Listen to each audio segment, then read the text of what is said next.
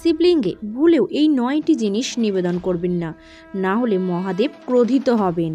তাহলে চলুন সময় নষ্ট না করে শুরু করা যাক শিবলিঙ্গে নিবেদন নিয়ে সবচেয়ে গুরুত্বপূর্ণ তথ্য যা আপনার জানা জরুরি।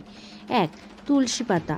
পৌরাণিক কাহিনী অনুযায়ী তুলসী দেবী লক্ষ্মীর রূপ, যিনি ভগবান বিষ্ণুর স্ত্রী।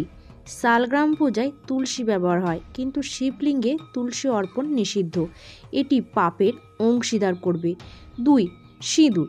সিঁদুর দেবীদের সাজের অংশ, কিন্তু ভগবান শিব হলেন বৈরাগী এবং মহাকাল, তাই শিবলিঙ্গে সিঁদুর অর্পণ করবেন না। 3. কালো পোশাক।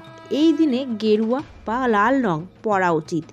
কালো পোশাক পরা এবং মন্দিরে কালো পোশাক পরে প্রবেশ করা এড়িয়ে চলুন। 4. হলুদ। হলুদ সাধারণত সৌভাগ্যের প্রতীক এবং দেবদেবীর পূজায় ব্যবহৃত হয়, কিন্তু বিনাশের দেবতা শিবের পূজায় হলুদ ব্যবহার করা নিষিদ্ধ। 5. কেতকী ফুল।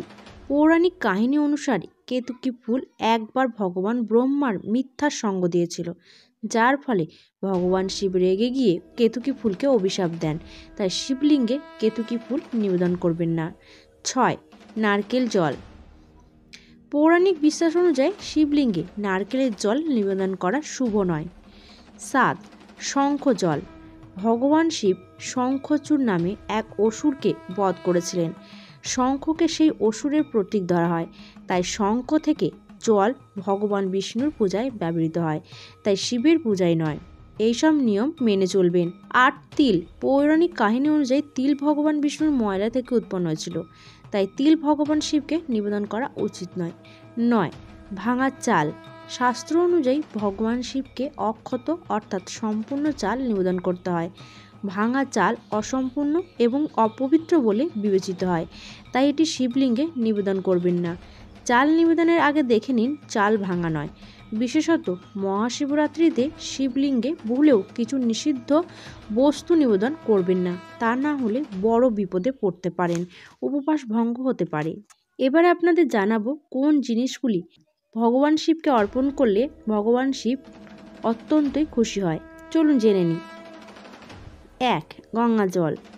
গঙ্গা ভগবান বিষ্ণুর চরণ থেকে উৎপন্ন হয় এবং ভগবান শিবের জটায় ধারণ করা হয়েছে, তাই গঙ্গা জল সর্বাধিক পবিত্র। গঙ্গা জল দিয়ে ভগবান শিবের অভিষেক করলে মানসিক শান্তি আসে। 2. আখের রস। আখকে শাস্ত্রে অত্যন্ত পবিত্র বলে মনে করা হয়। প্রেমের দেবতা কামদেবের ধনুক আখের তৈরি। ভগবান বিষ্ণু ও তুলসী দেবীরও পূজা করা হয় এই আখের রস দিয়ে। 3. 3 পাতা বিশিষ্ট বেলপাতা। ভগবান শিবকে 3 পাতা বিশিষ্ট সম্পূর্ণ বেলপাতা নিবেদন করা উচিত, এটি ত্রিদেব ব্রহ্মা বিষ্ণু এবং মহেশ্বরের প্রতীক। 4. ধুত্রার ফুল। ধুত্রার ফলের মতো ধুত্রার ফুলও ভগবান শিবের অত্যন্ত প্রিয়, এটি সাদা এবং ঔষধি গুণ সম্পন্ন, যা মানসিক শান্তির জন্য উপকারী। শিবলিঙ্গে ধুত্রার ফুল নিবেদন করলে মানসিক শান্তি আসে। 5. রূপার সাপ নাগিনের জোড়া। গ্রহের অশুভ প্রভাব, পারিবারিক অশান্তি এবং আর্থিক সমস্যা দূর করতে মহাশিবরাত্রিতে ভগবান শিবকে রূপার সাপ নাগিনের জোড়া নিবেদন করুন। 6. ধুতুরা। ভাঙের মতো ধুতুরাও একটি ভেষজ।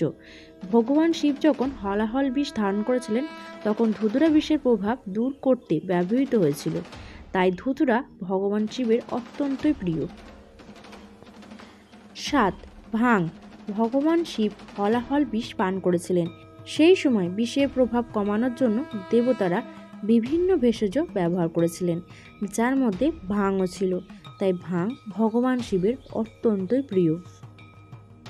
তো বন্ধুরা, এই সমস্ত জিনিসগুলি মাথায় রাখবেন এবং শিবরাত্রির দিন এই সমস্ত কাজগুলি করার চেষ্টা করবেন, তাহলে ভগবান শিব অত্যন্তই আপনাদের উপর প্রসন্ন হবে। তো বন্ধুরা, আজকে ভিডিওটি এই পর্যন্তই। আশা করি আপনাদের এই ভিডিওটি দেখে অনেকটাই উপকৃত হবেন। ভিডিওটি দেখে ভালো লাগলে অবশ্যই একটি লাইক করুন এবং চ্যানেলটিকে সাবস্ক্রাইব করে নোটিফিকেশান বেল আইকনটি অন করে রাখবেন, এরকম আরও নতুন নতুন ভিডিও দেখার জন্য। আর কমেন্ট বক্সে অবশ্যই লিখতে ভুলবেন না হর হর মহাদেব।